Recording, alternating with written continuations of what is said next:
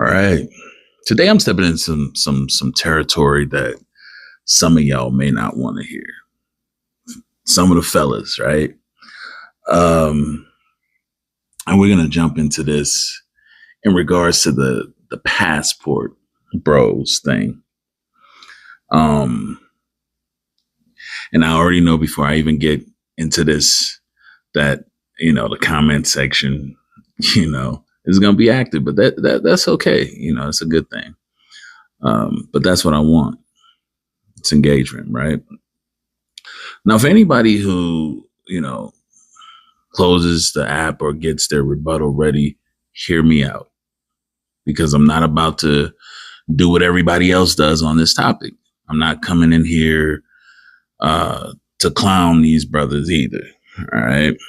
I'm not going to do that and be like, oh, these dudes, couldn't get a woman in America, so they ran overseas thing. I'm not going there. Right. That's lazy. And it's surface level. Because what I actually believe is American data, the American dating culture is broken. Yes, that's real. And the dynamics between men and women in this country have been deliberately fractured by forces, that I've broke down in previous episodes. If you haven't seen the one that I did with attention is the currency for women, go look at that one. The feminist academic machine I spoke about, the corporate interest machine, the political dependency machine, all of it creates a dating environment that is genuinely hostile to men who have standards and require reciprocity. So the instinct to look elsewhere, right? I understand that. I genuinely do. But, and it's a big but there's a massive difference between a man who goes overseas with his eyes wide open, who understands exactly what he's stepping into and moves accordingly, and a man who flew to Medellin, Colombia, found a woman who smiled at him while rolling her eyes and decided he cracked the code on female nature. One of those men is running a play. The other one is running from the game and calling it a victory lap. And today, that's what I'm going to speak about. Right. And I'm going to do something that most people in this conversation don't do. I'm going to start by acknowledging what's legitimate about the whole Pass Bros movement, because if I don't do that, it's just, and if I just come out swinging, at least, then brothers who are in that lane can dismiss everything I say as somebody who doesn't understand their experience, and that's not where I'm coming from. So let's be real. American women, broadly speaking, and with obvious expectations, have been fed a cultural diet for 30 years that made them harder to deal with in relationships. That's a fact. Let's just admit that. And I've talked about this again. So I'm not going to go back into the other stuff, but a lot of them have that I don't need a man narrative. The validation without accountability culture is widespread here.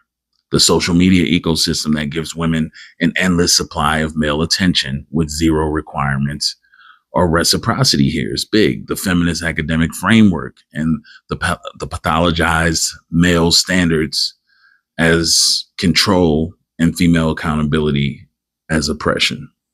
All of that is real. All of that created real consequences in the dating market. And men who got tired of navigating that, who looked at the cost benefit analysis of pursuing relationships, at least in America, and decided the juice wasn't worth the squeeze, basically. Those men made a rational decision just to go elsewhere. And I'm not mad at that. There are also some men who went overseas, not because they were running into something, but because they genuinely connected with a different culture, different values, different pace of life, different relational dynamics, and they built something real. They built something genuine. I'm not dismissing that either. So if you're in that lane, you're listening and you're saying, okay, where's he going? I get it. But this isn't a blanketed indictment of every man who's ever bought an international flight looking for love. This is specifically for the ones lying to themselves. All right. So I got the guys that we get it. We've been through it. We see what's going on and we want to try a different lane. Got that part. But this is for the guys that lie to themselves about this and don't look at this angle. Now let's get into, what's really real about this, this passport mechanics and what's happening when an American man touches down in a developing country. Because most people in this conversation are skipping this part entirely, and they're skipping this part. The skipping of this part is exactly how you ended up deceived. And let me put the also the global economic reality in perspective first. Take a country like the United Kingdom, Great Britain, right? One of the most powerful historical nations on the planet, built an empire that covered a quarter of the earth at its peak, and they colonized half of the world, invented modern banking, and built the Industrial Revolution. If you look at the United Kingdom today, with all of its history, all of its infrastructure, all of its development, and plugged it into the United States as a single state, it would rank as the poorest state in the country, sitting below Mississippi in GDP per capita. Let that land for a second. One of the most developed nations in Western history would be America's poorest state.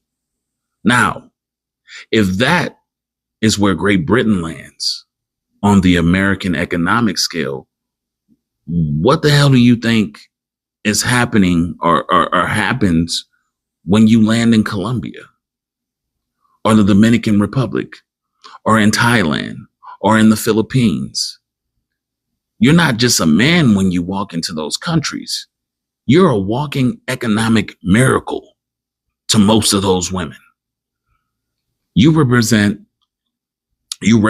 at least something that most people in those economies will never access in their lifetime. And that's stable currency. The ability to send money internationally. You got a passport, which opens doors within itself. The possibility of a visa, the possibility of a green card, the possibility of pulling an entire family, mother, father, brothers, and sisters out of generational poverty in one move. You're not a romantic option to a lot of those women. You're not. You'd be a fool to think that they just are deeply in love with you. You'd be a fool to think that they don't have some type of game or scheme that they've drew up for these exact type of situations. You are a systemic escape route. And I need you to really sit with that, because it doesn't mean every woman overseas is scheming on you. It doesn't mean genuine connections aren't possible.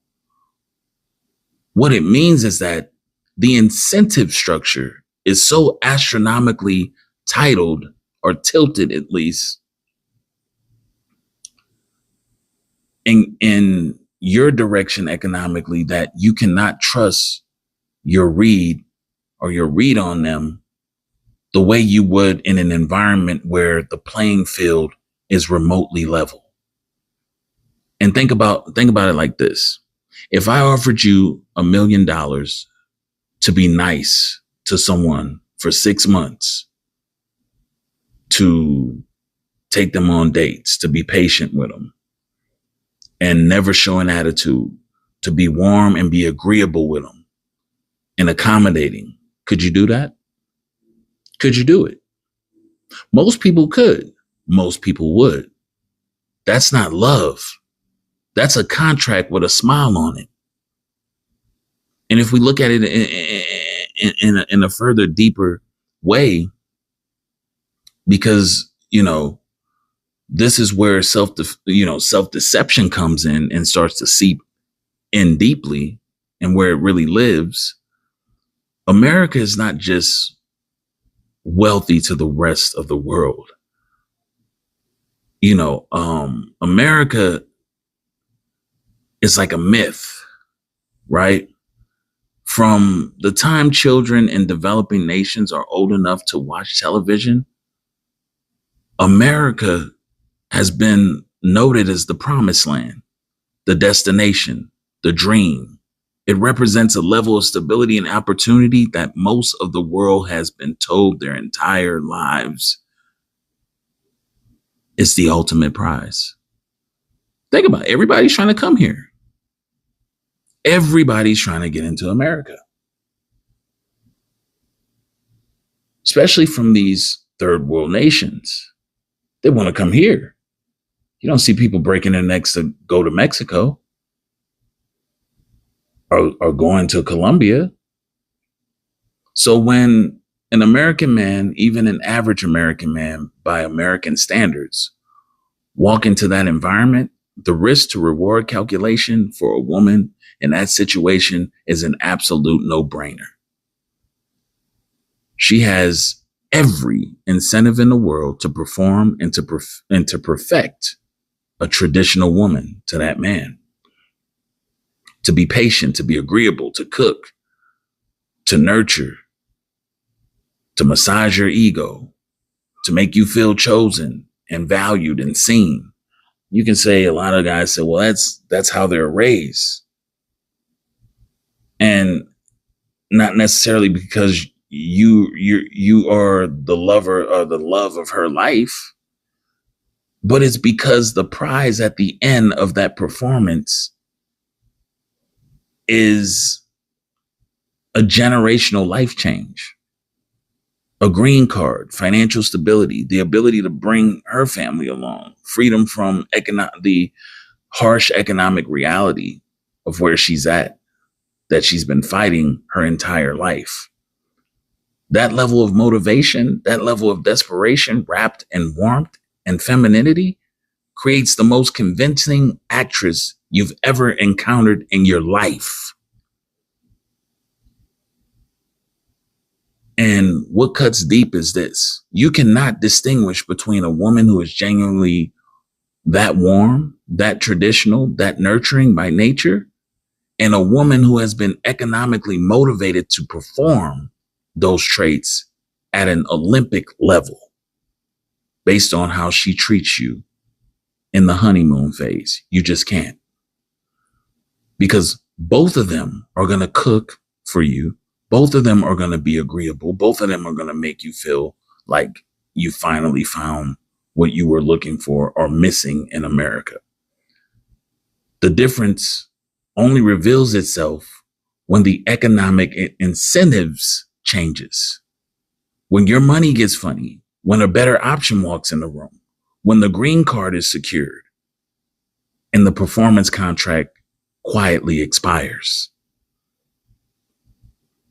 That's when you find out what you actually had.